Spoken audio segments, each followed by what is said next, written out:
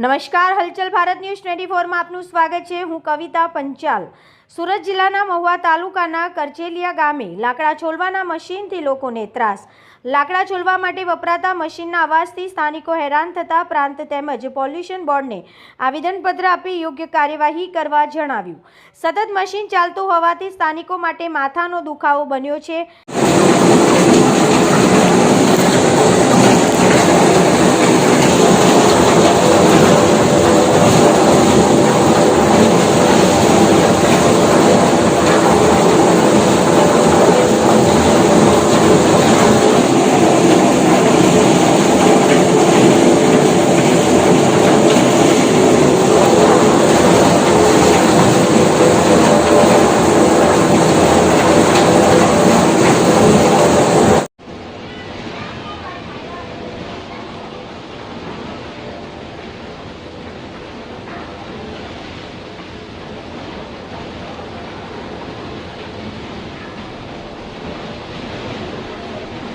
સાઈ કોમ્પ્લેક્સની સામે આવેલા લાકડાના વખારમાં કોઈપણ જાતની ફાયરની સુવિધા પણ નથી। સ્થાનિકો દ્વારા માલિકને અનેકો વખત રજૂઆત કરવા છતાં કોઈ નિરાકરણ નહીં આવતા આખરે આવેદનપત્ર આપવાની ફરજ પડી। હવે જોવાનું રહ્યું કે સરકારી તંત્ર કોઈ પગલાં લેશે કે સ્થાનિકોએ પાછો માથાનો દુખાવો સહન કરવો પડશે। હલચલ ભારત ન્યૂઝ 24ને જોતા રહો, શેર અને સબસ્ક્રાઇબ કરતા રહો।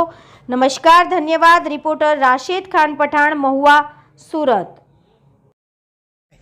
હા, અમે કરચેલિયા ગામના રહેવાસી છીએ અને અમારા વિસ્તારની અંદર રહેણાંક વિસ્તારની અંદર આપણે લાકડાનું ગોડાઉન આવેલું છે અને ત્યાં આગળ લાકડા છોલવાનું મશીન આવેલું છે અને તે એટલો બધો ઘોંઘાટ કરે છે કે અમારીથી ત્યાં રહેવાય એવી શક્યતા જ નથી।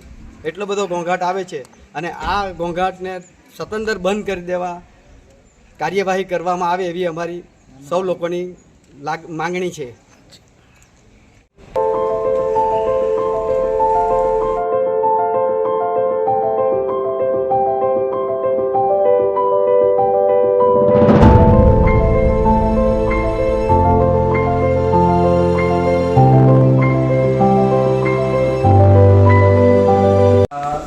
રહેઠાણની બાજુમાં જ લાકડાનું ગોડાઉન આવેલું છે અને તે લાકડાનું ગોડાઉનમાં અત્યારે લાકડા છોલવા માટેનું એક મશીન લાવેલા છે અને ધ્વનિ પ્રદૂષણ એટલું બધું છે કે અમારાથી ઘરમાં રહેવાતું નથી।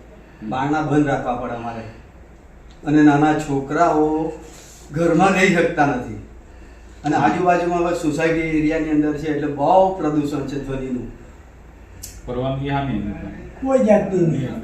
રેસિડેન્સી કે કોમર્શિયલ એક બાજુ એને રેસિડલ હો પ્લોટ પેલા તુષારભાઈનામાં રાખેલા તેમાં હો લાકડા જથ્થો ભેગો કરે અને એક બાજુ એનું પોતાનું તેમાં હો કરે અને લાકડાનું ગોડાઉન જમીનો ને સોસાયટીની લગતી હોય જમીન 4 પ્લોટ લઈને કમ્બાઈન કરેલું સાથે અને ફાયર સેફ્ટીની કોઈ સિસ્ટમ એ લોકો પાસે એ નથી કે કદાચ આગ લાગી તો અમારું મોટું જોખમ। કોણ છે? પ્રદીપભાઈ શાહ કરીને છે।